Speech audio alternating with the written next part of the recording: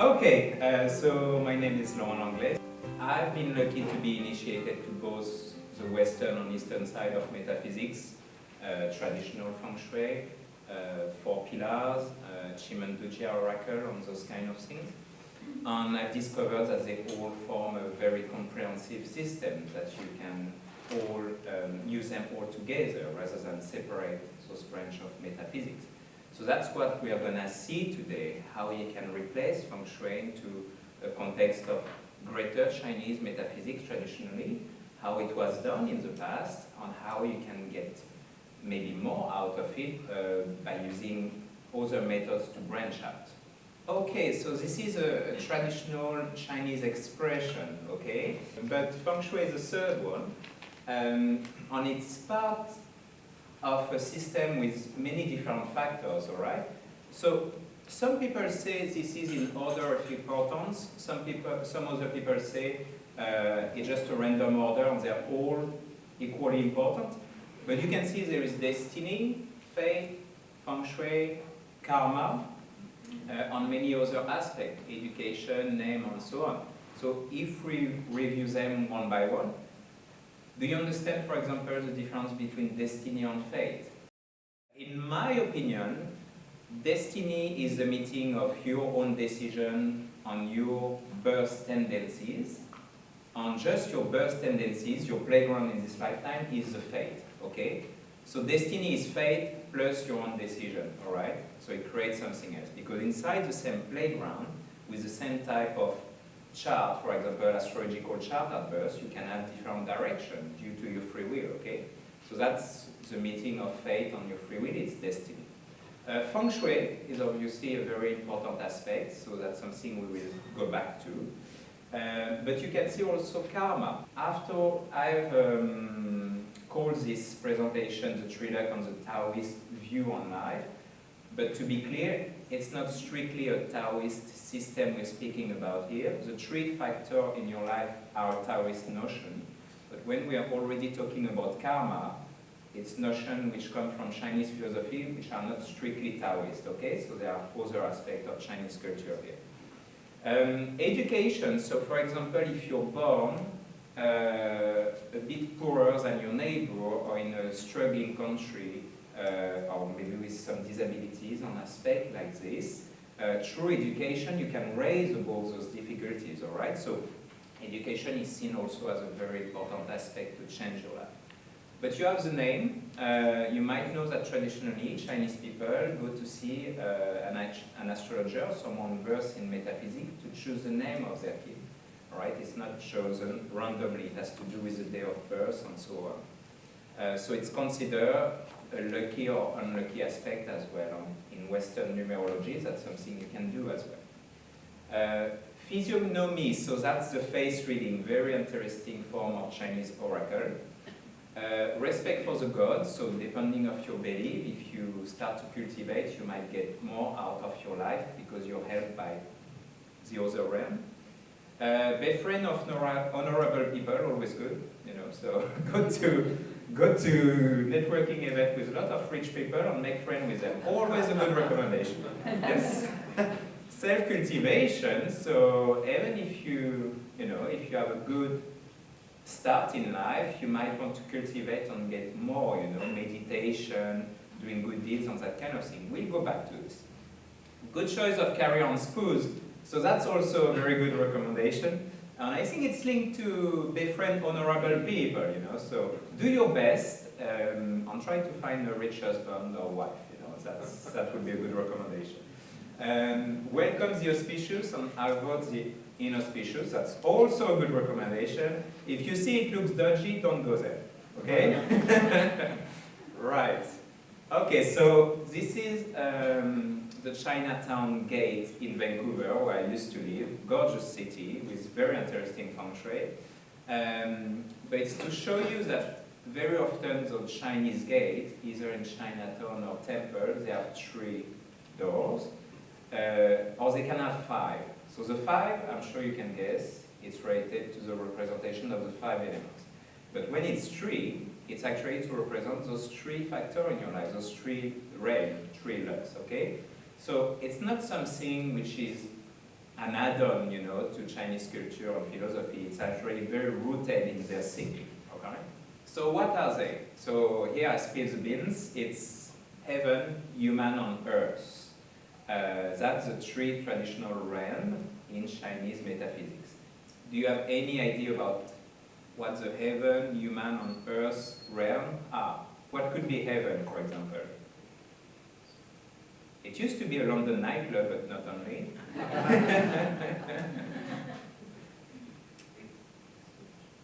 It's providence, is Providence, yeah, it has to do with fate, destiny. It's a good definition. Any other idea? Yes? I think heaven that is probably which has given to you, which you cannot change probably. That's what I think. That's very good. What was given to you? Yes. And we will see if you have a say into what's given to you or not, and if you can change it or not. Yeah. So that's the combination of those two notions is already quite close to what is heaven. All right. Human. So what could be human? Your actions. Yeah, exactly. I mean, spot on. It's your action, and it's obviously going to change the course of your destiny. And we'll get back to this as well. On what is Earth factor? If you're here today, I think you have a clue. Yes, Feng Shui is definitely part of it. More globally, I would say it's the place where you live and work that will have an influence on you. Because there is, of course, a Feng Shui of your place, but there is a karma of a whole country, of a city, of the people you interact with in a nation, for example. The karma of French people and English people is a bit different, you know, and German people had a rough karma during the Second World War and so on. So there is karma by nation and country as well. If you don't believe in this notion of karma, that's fine. You will still get the benefit of this system. As long as you understand that, yes, there is a tendency at birth, okay? So you can only relate to the heaven part with this, and not necessarily believe in past life, reincarnation, and karma. That's fine. And you can also see karma as something that only works in this lifetime and not branch it out to past life and reincarnation. That's not a problem. But the idea that you have to be accountable and your action will lead to different reaction is important. Right, so if we put back those three lugs into a different way of saying it, what I call them is heaven is your purpose, so I would connect this to life mission, tendency, karma, and so on. Human is basically your action, so that's something that has been mentioned, free will. And Earth is going to be your place, all right? So we have a very interesting and interlocked system. So when you're doing Feng Shui, you're working on your place. But you can see it's 1/3 of the whole system, all right?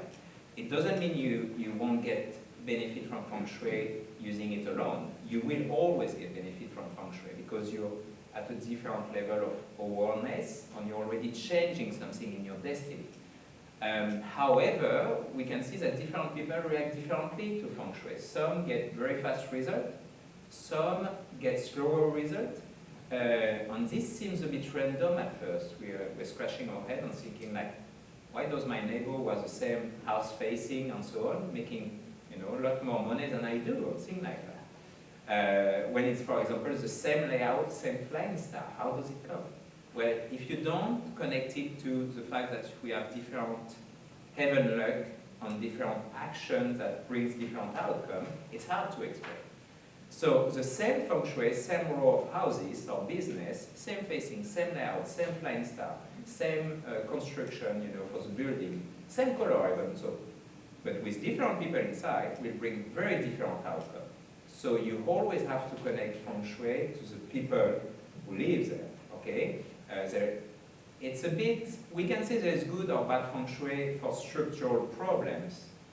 However, it's more accurate to say there's good and bad Feng Shui in connection to the people who moved into this place, all right? And what's good for me might not be good for you or for you, okay? So that's, when you replace Feng Shui into this whole comprehensive system, you get much more information about how to tailor it and what you will get. And if you feel that you don't get out of it first, you can act on those two other layers, all right? So now if we go into heaven luck, so we have been talking a bit about it, about what you are given at birth, okay? Those tendencies. So we like to believe that we are all created equal, and that's a nice notion, and I think morally and spiritually that's true. However, in terms of lifestyle, where we are born, in which socioeconomics, which country, which family, we are not created equal, all right? We are born with very different background, and that will already bring a different type of path in your life at first, okay? Some have easy childhood, some are struggling a bit more. For example, I'm 5'5". There's nothing I can do about that, right? So I got over it now. However, I was bitching about it for quite a few years, and my brother is a towering giant, so... Right, but that's the family I'm born with, and I'm very grateful for my family, but however, you can imagine my teenage years, all right? So, this is my heaven luck, and probably I've done something because I was towering people in other lifetime to be a bit shorter than this one.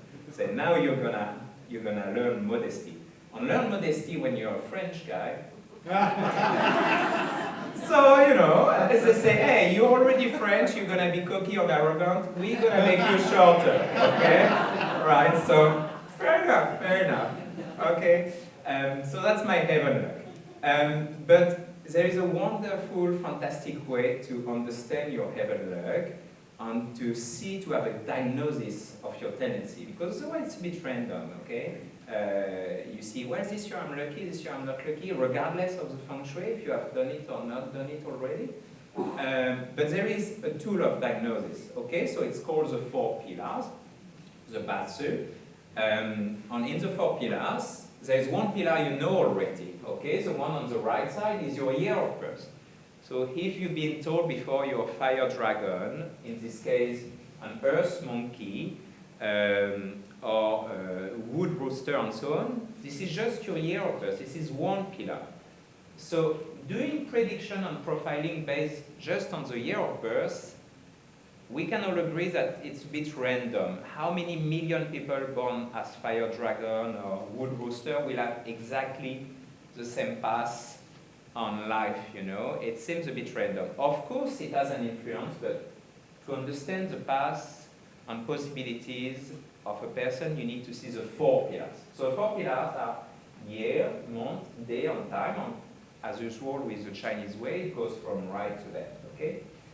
And you can see there are actually 8 characters, okay? There is a top, which are some expression of the 5 elements. You can see yin wood, you can see yin water, yang fire, and so on. And there are the branches that you know as the 12 animal of the Chinese zodiac, okay? Altogether, 8 characters, so it's called Batsu, you know, 8 characters, all right? So this is a 4 pillar. So this is a very old form of profiling to understand your energy at birth, your challenge, your strength, and where you can go from there. And we all have different potential life mission and things we can work on. And this tells you precisely what it is. So when we put back the 5 elements into it, that's quite a nice transition, yeah? So you can see with the color it's more obvious. So this man, one of my clients, probably the wealthiest and more famous client I ever had, is born as a yin wood person, okay? So we define the person through the day of birth in the 4 pillar, not the year of birth. Because the year of birth is considered the karma of this generation, if you want.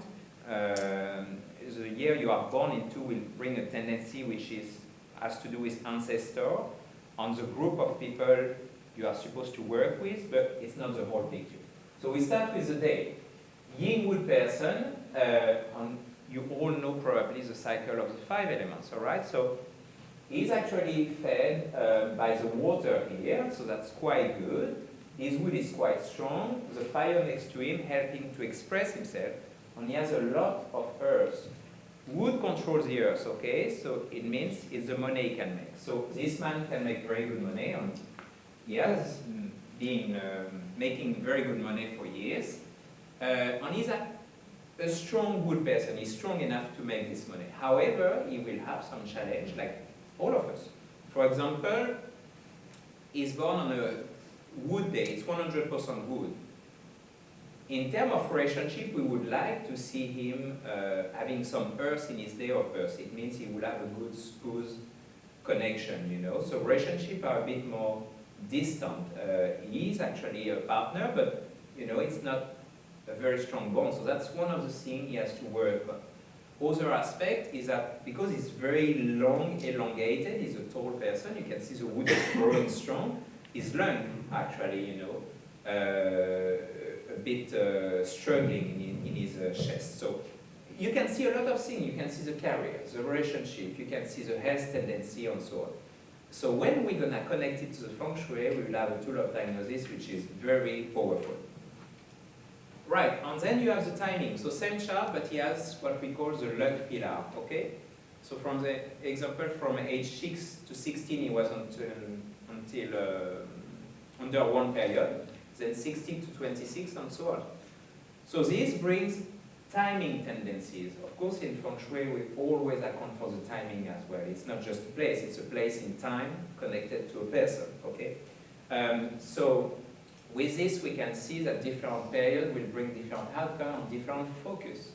Once you know your timing and your focus for this period, it's already half the battle won, okay? If your focus for the next 2-3 years to come is not necessarily to find a suitable partner, you might as well focus on your career, on the other way around as well. And of course, then you have the energy of the year. Okay, so this year is the yin wood sheep, or goat, or ram. So the two strongest elements will be wood and earth. If your 4 pillars don't like wood or earth, not necessarily a very spectacular year for you. How will you balance this out? Well, through the Feng Shui, for example. Okay, so to bring the elements you need for your chart.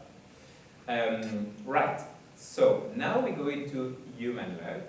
So we have been talking about action, free will, but that's something that shouldn't be overlooked. Because we all have a human tendency to look for fast solution and quick fix, okay? And we all often turn to Feng Shui at first like a magic wand, you know, thinking, right, I'm going to fix my house and I don't need to fix myself, you know, which is neat. But then, when you do the Feng Shui work, it usually takes you to the next level of awareness and energy, and then you discover things you have to fix in yourself. Okay, so it just brings you to the next level of awareness to get more out of your life. However, you still have to work on yourself. So you can do this through human luck, okay? You can have many different actions in the same playground, okay? So that means that your free will bring very different things. For example, with the food you choose every day. We don't put too much thought about it, except when you're on specific diet like vegetarian, macrobiotic, and that kind of thing. But if you buy fair trade, organic, or factory farming type of animal product, for example, it's a very different karma you're taking in. Once in a while, it's fine. If you do it on 20 years, the level of energy you're developing in your body and life, it's going to be very different. I have a theory that the civilization disease we develop are not just due to the biochemistry of the food or contaminant. It's due to the spirituality of the food we take in as well. If you take the suffering of factory farm animal for 20 years, eventually you're going to get something nasty. It's just, that's how karma works. You can't escape it. It's cause and consequence. We are informed enough, we can't say, I don't see it, you know.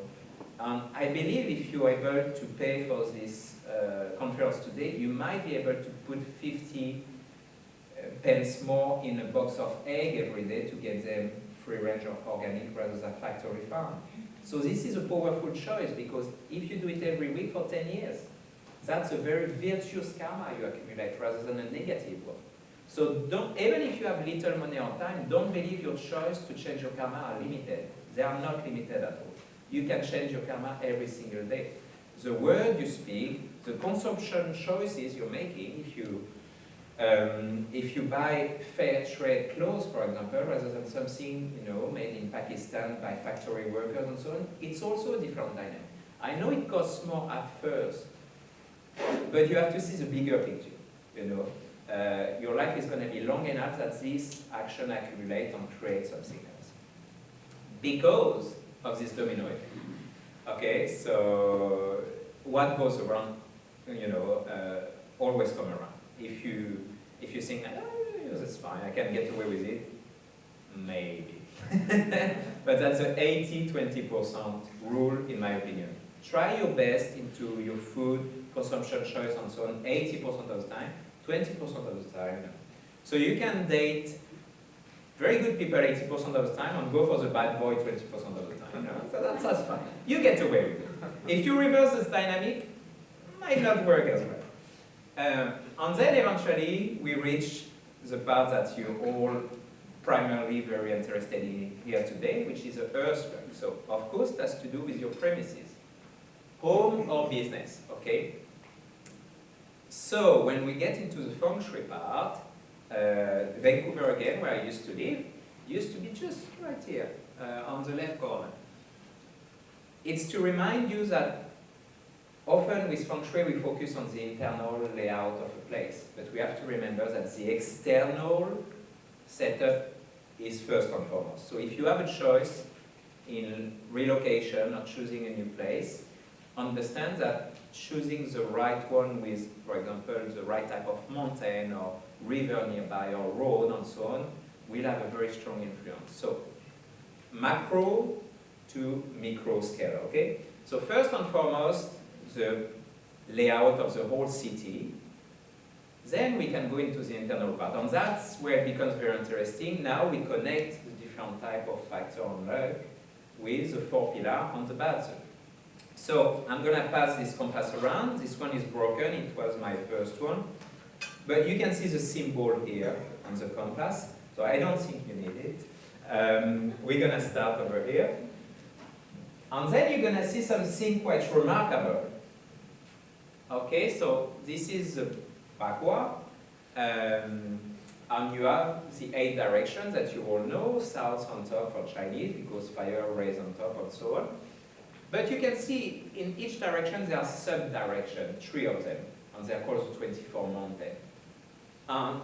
Can you recognize some of these signs? We've seen them before in this presentation. They are the same sign used in the Batsu, in the 4 pillars. Okay, because the type of energy will represent your personality, karma, life strength and challenges, but also a space on a moment in time. For example, the south is also summer season, okay? North is also winter season. So that's the beauty of Chinese metaphysics. They have linked everything, you, the space and time. And if you use a 3 part rather than 1, bingo. Then you have so much more control about your life and the luck you're gonna generate. So here we go. When we connect the both, you can see, for example, the day of birth with those 2 signs of wood, they're in the east sector. They're exactly the same sign. Same energy. So, if this man has a strong wood day of birth, and if I put him to sleep in the east sector, which is a direct opposition, direct clash, he's not going to have a very good time, regardless of his qua, if it's good for him or not in the qua, okay? So with this, you get a diagnosis tool that suddenly is, it's not just saying now, I know that this medication is good for you or not, because it's good for everyone. Now it's saying, I know that you're gluten intolerant or dairy intolerant. Now I know that your liver is a bit weak and so on. And you can make other type of adjustment, okay? So that's the interesting part. Once you have this tool of diagnosis, you can do Feng Shui in a way which connects the destiny to the place, which is a different form. Both of them are equally efficient. But this one is a bit like, finding your food allergy and tailoring your diet. That's what it is about. Okay, and then I wanted to give you some practical tip to finish. So if you go on joeyyap.com, you have a free Batsu software, okay? So you register for free, you put your whole date of birth, then you will get your chart. You won't be able to analyze it, but you probably know someone who can. He's here. But then you will look into what's given here, your noble people, okay? Second line on the left, noble people, and you will see two animals of the Chinese zodiac. So in this case, for this person, it's the monkey and the rat. Then you're gonna take your house layout, you're gonna put the compass in the center, like you probably know how to do, and you're gonna look online where are the 24 mountains and the 12 animals, okay? So you're gonna find those two sectors in your house, your two noble people. If you use those two noble people sector to put some altar for the divinity you believe in, or to put anything inspirational and anything you want you to help you and make a practice of going there regularly and, you know, doing offering or whatever good intention you want to set, you will get more help from the other realm, okay? Because those two animals, those two locations in your house connect strongly with you to help you. So they are your helpers. It's also the reason why sometimes you think, oh, I always get along with dragon or oxen or goats people and so on, because they are your benefactor people. So that's one practical tip you can use, very easy to implement. Okay, that's something we have been talking about as well. Another way to change your luck is to act on your human luck. So many things you can do, buying ethical, eating organic, using daily mantra when you are in the transit, you know, in the morning and so on. You think it's going to take 20 minutes, it's going to take an hour and a half usually. So you have some time to do mantra, you know. And even if you don't believe in the spirituality of mantra, the effect on your body and mind will change something eventually. Then you will click at some point and you will say, hey, I give money more easily now. I tend to be more trusting to people and so on. And you will generate a different level of energy. Mind your speech, it's something easy to do, but we don't always think about it. And generosity, number one to change your karma, generosity. Right, and then another practical tip in the lineage of Feng Shui I follow is something when you're choosing a new place about central axis on kitchen location. So that's a dentist office I've done in Oregon, and now it's doubling the size of its practice 2 years later, so it's working fairly well. So it's for a business, but it applies to your home. I would recommend, if you have a choice of location, to basically not have any fire sources or water exit on the central axis, okay? So that means stove on central axis of your house. So you take your plan, you fold it in 4, and then you will find the 2 central axes. Try not to have the stove or strong heater, for example, a water boiler on the central axis, or the sink, shower, and things like that. Why? Because it's like breaking the spine of your building, okay? It can be fixed, it depends where the problem lies, but if you have a choice of building, it's better not to choose that type of building. It's already a major thing you can do to have good Feng Shui.